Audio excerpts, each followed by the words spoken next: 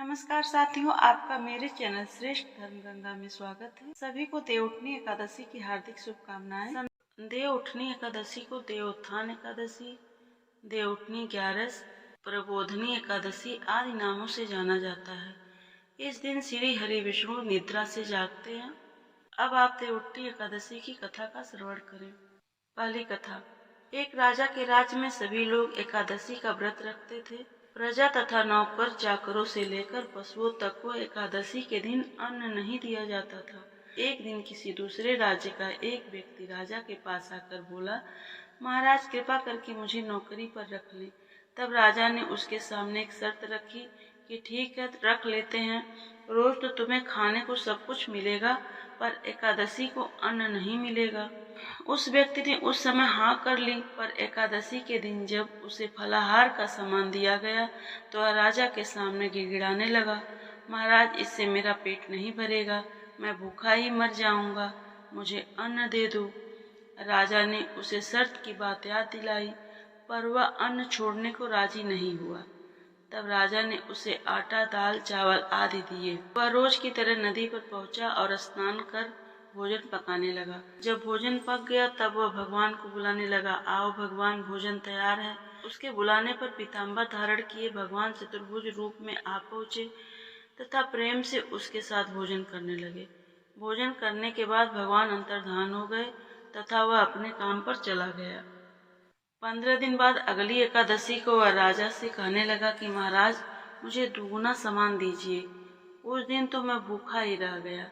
राजा ने कारण पूछा तो उसने बताया कि हमारे साथ भगवान भी खाते हैं, इसलिए हम दोनों के लिए ये सामान पूरा नहीं होता है। यह सुनकर राजा को बहुत आश्चर्य हुआ। वह बोला, मैं नहीं मान सकता कि तुम्हारे साथ भगवान खाते हैं। मैं तो इतना व्रत रखता हूँ, पूजा करता हूँ, पर भगवान ने कभी मुझे दर्शन नहीं दिए। राजा की बात सुनकर वह बोला, महाराज यदि विश्वास न हो तो साथ चलकर देख लीजिए। राजा एक पेड़ के पीछे छिपकर बैठ गया। उस व्यक्ति ने भोजन बनाया तथा भगवान को शाम तक पुकारता रहा, परंतु भगवान न आए। अंत में उसने कहा, हे भगवान, यदि आप नहीं आए तो मैं नदी में कूदकर प्राण त्याग दूंगा।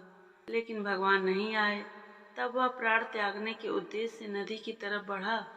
प्राण त्यागने का उसका दृढ़ इरादा जानकर शीघ्र ही भगवान ने प्रकट होकर उसे रोक लिया और साथ बैठकर भोजन करने लगे। खा पीकर वह उसे अपने विमान में बिठाकर अपने धाम ले गए। यह देखकर राजा ने सोचा कि व्रत उपवास से तब तक कोई फायदा नहीं होता जब तक मन शुद्ध न हो। इससे राजा को ज्ञान मिला। वह भी मन से व्रत उपवास करने लगा और अंत में स्वर्ग को प्राप्त हुआ। दूसरी कथा। एक राजा था, उसके राज्य में प्रजा सुखी थी।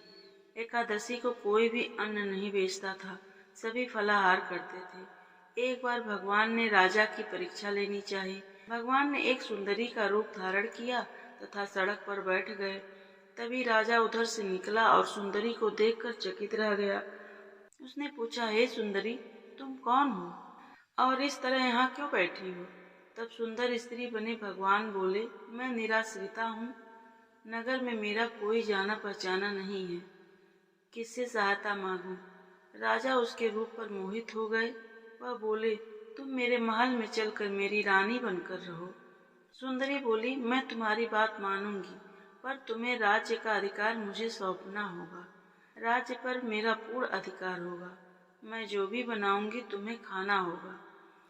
राजा उसके रूप पर मोहित था, अतः उसने उसकी सभी शर्तें स्वीकार कर ली।